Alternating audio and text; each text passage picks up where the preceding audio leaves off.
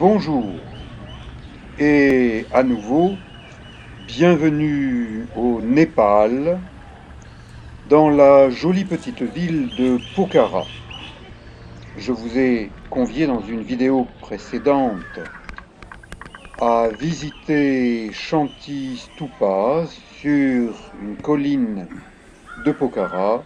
Cette fois-ci, c'est au niveau de son lac, le lac Fewa, que je vous propose de vous promener, mais vraiment de vous promener tranquillement, comme n'importe quel touriste qui, comme mon fils adoptif népalais Djanga, observe, photographie avec son téléphone portable ou bien avec un vrai appareil photo et caméra.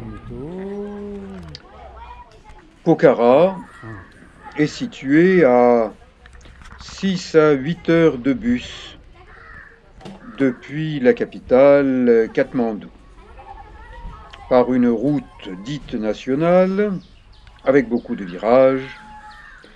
Si vous pouvez l'éviter et arriver à Pokhara ou en repartir par avion, c'est ce que je vais vous proposer à la fin de ce documentaire, eh bien faites-le, car vraiment, les routes népalaises, moins on y circule quand on est touriste, et mieux on se porte.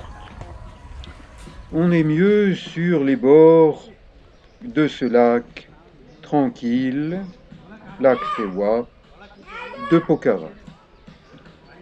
Prenez place à bord d'une petite barque et vous n'aurez même pas à ramer ou à pagayer, puisque quelqu'un, un local, s'en charge pour vous. Ça fait du travail pour lui, et vous avez les mains sur votre appareil photo, et moi j'ai aussi les mains sur mon appareil photo, et dans le dos vous voyez que je porte la tête d'un mort corse, mort M-A-U-R-E. J'affiche mes origines françaises corse dans mes voyages. J'observe ce qui se passe sur le lac, les bords du lac, de jolies fleurs jaunes, elles portent chance. On en fait des colliers de fleurs jaunes que l'on passe autour du cou des touristes comme moi quand on leur souhaite la bienvenue. Le lac Fewa a des eaux tranquilles, des pêcheurs tranquilles, assis, accroupis, qui surveillent pour savoir si ça pite.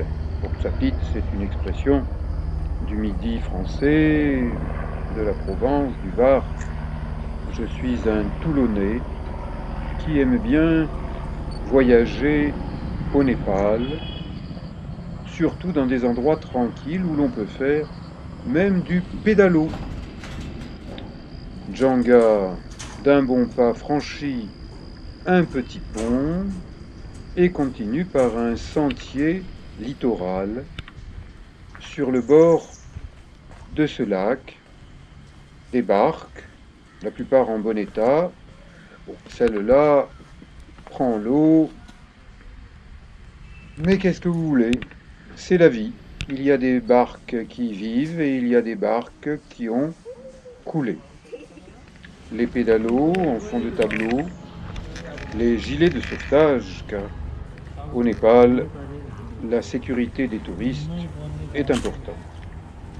Petite vie tranquille, quand on n'a pas de clients pour son bateau, eh bien, on joue aux cartes, on lit le journal.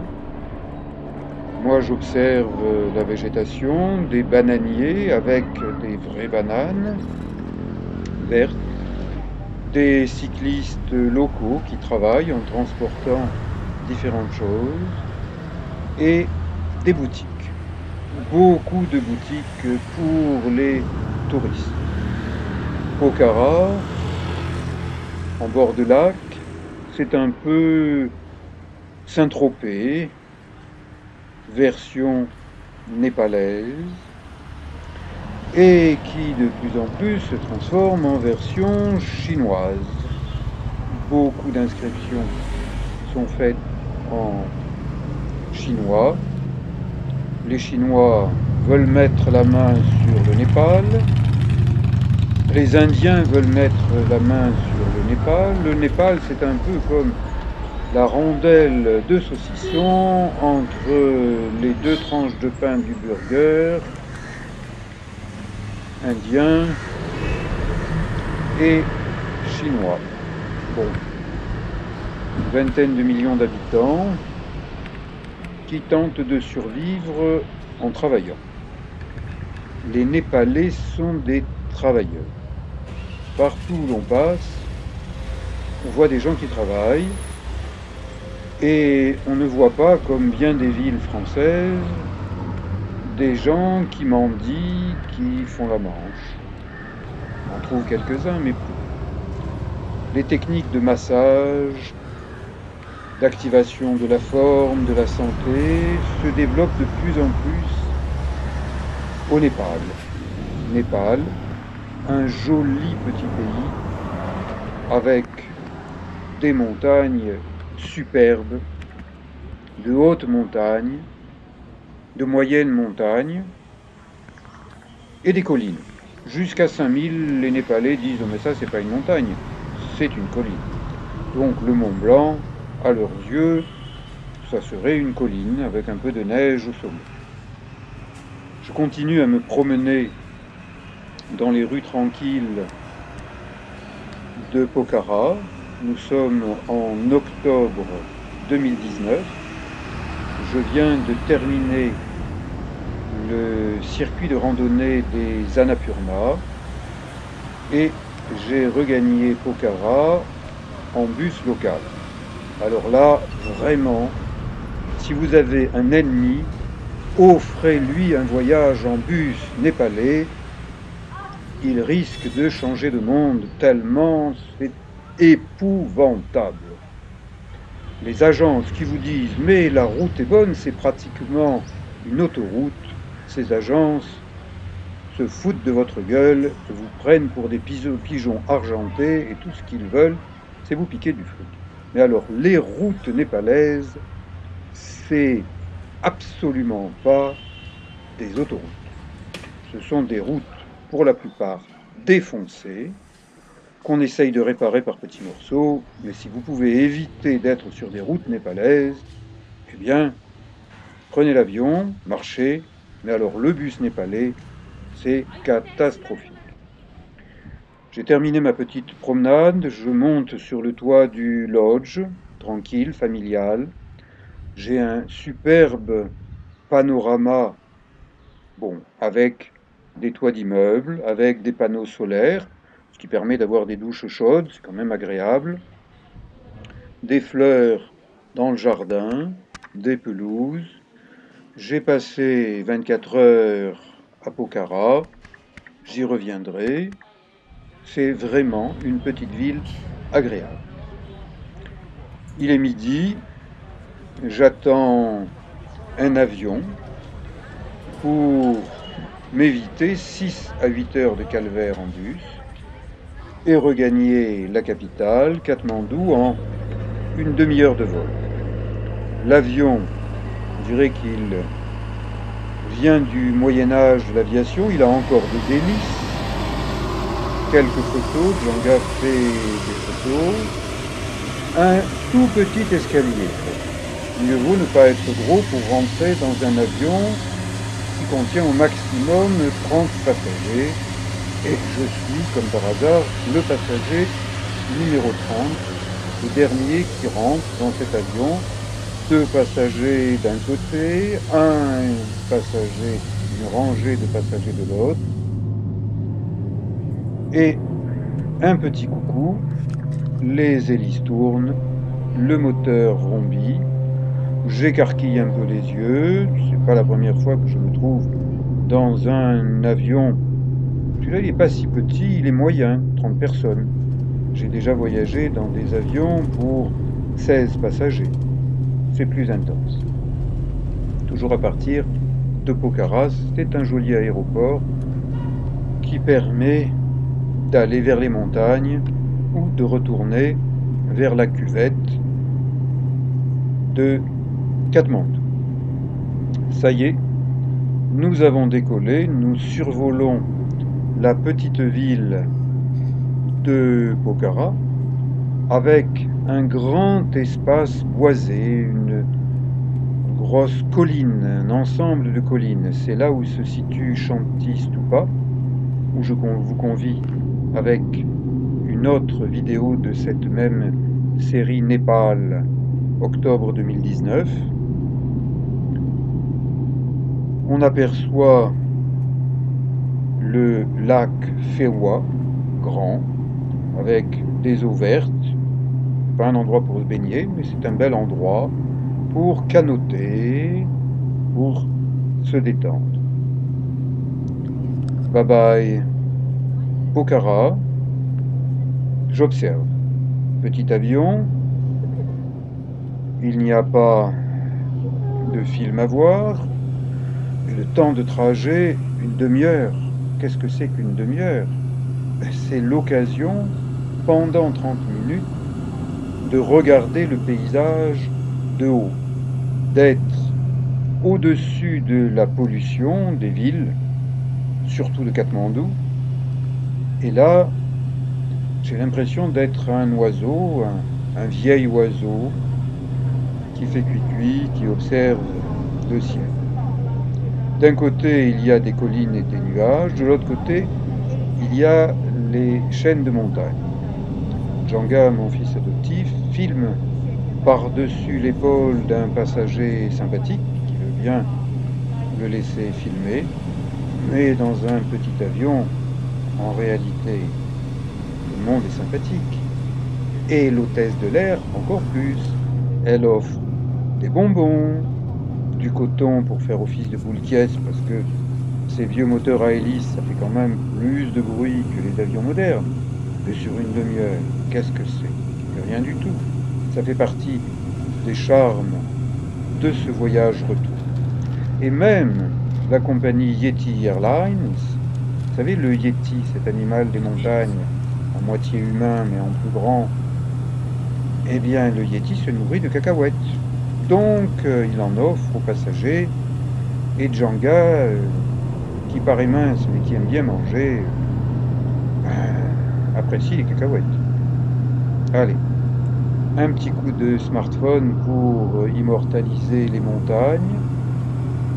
Chaîne des Annapurna, Dholagiri, des sommets qui tournent entre 7000 et 8000 mètres de haut. Et nous sommes un peu plus haut, on est en réalité très près de ces sommets. Si donc vous avez envie de vous offrir un vol près des sommets himalayens du Népal, offrez-vous un petit tour en avion local. Ça n'est pas très cher et vraiment c'est un grand moment que d'être en l'air, au-dessus des nuages, à côté des hautes montagnes enneigées. J'espère que je reviendrai à Pokhara, au Népal, en avril 2020, pour y organiser une expédition, petite expédition pour 4 à 6 alpinistes de ma génération, c'est-à-dire des seniors. Moi j'ai 69 ans. Donc si vous avez entre 60 ans et 70 ans, que vous êtes en forme, que vous êtes un randonneur expérimenté et un alpiniste souhaitant franchir la barre des 6000 mètres d'altitude, si vous ne l'avez pas fait, eh bien, contactez-moi par courriel. Je ne suis pas l'ami du téléphone et surtout pas des smartphones. Et nous discuterons un peu, peut-être, est-ce que vous pourrez participer à l'expédition à laquelle Djanga, mon fils adoptif, m'a souvent accompagné en haute montagne, participera également. C'est un prof de yoga, diplômé du Népal. Il possède plusieurs certificats internationaux de massage. Et bon, voilà, il s'entend bien avec son père adoptif. Moi, à 69 ans, je suis toujours kinésithérapeute, ma sœur kinésithérapeute, en exercice à Toulon. J'ai un certain sens de l'humour. Regardez le t-shirt que je me suis fait broder au Népal. C'est tout à fait moi les jours où je suis content. Et puis il y a des moments où je suis moins content, donc là je montre mon côté corse. Attention, côté corse, ça peut vouloir dire vendetta. Exemple, les gens des impôts, les imposteurs de Toulon, ceux à qui je dois un AVC, eh bien ceux-là, ce ne sont pas mes amis. Il vaut mieux pas qu'ils m'approchent. Sinon, ruade de papier rideau. Ceci étant, eh bien, quand je suis en avion, je pense moins à eux quand je suis de retour à Toulon. Katmandou approche. Jangam me montre. Ah, regarde, c'est là que j'habite. Ah, bon. Et des immeubles, des petites maisons. Katmandou, c'est un peu Grenoble, mais en moins bien. Parce que Katmandou est beaucoup plus pollué que Grenoble. Et Katmandou n'a pas un maire écolo comme à Grenoble. Attention, nous allons nous poser. La piste approche. Et bang, ça y est, on s'est posé. Tout va bien. L'avion à hélice continue à avancer bien droit. Vraiment, si vous voulez vous offrir un joli vol, faites le trajet de Katmandou à Pokhara ou de Pokhara à Katmandou, mais évitez les bus népalais.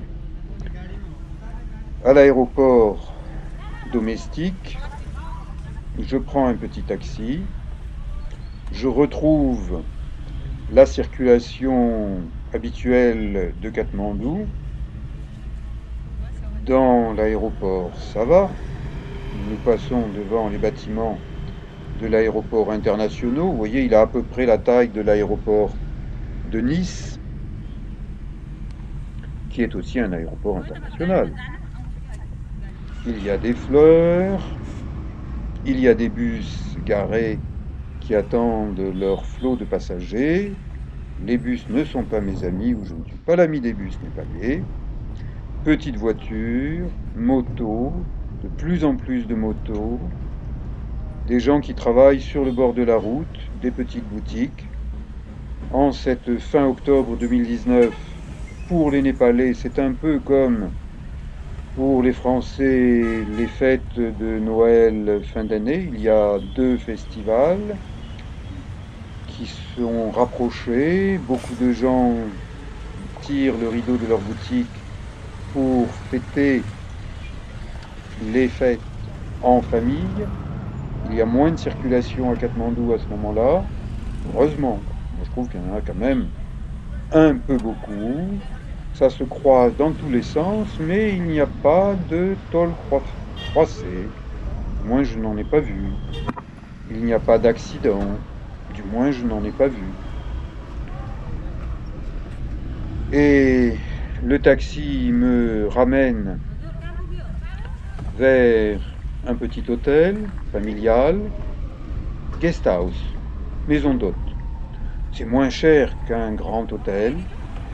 Et quand on arrive de 2 semaines d'expédition dans les Annapurna où on a vécu dans des espaces plutôt réduits, moi je n'ai vraiment pas besoin du luxe d'un grand hôtel 3 étoiles et je n'ai pas les moyens de m'offrir ce genre de résidence. Donc le taxi se faufile dans la circulation. Regardez ce vieil homme qui pousse un vélo chargé de fruits.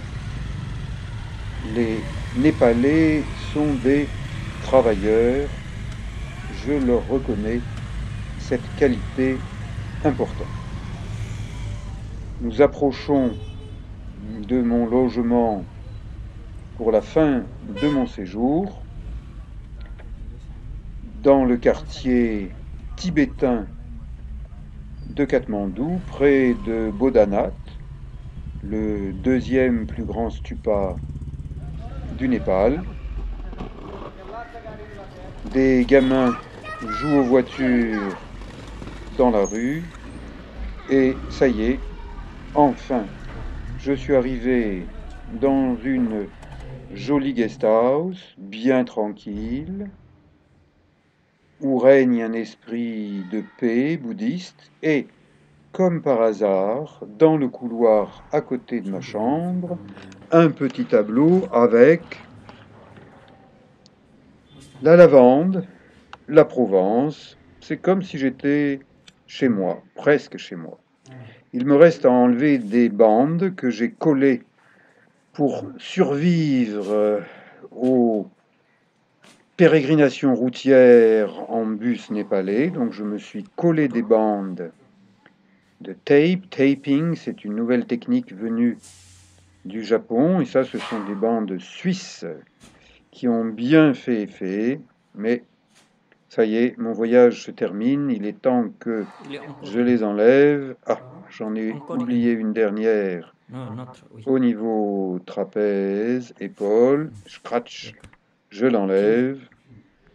Et mon dos peut enfin respirer.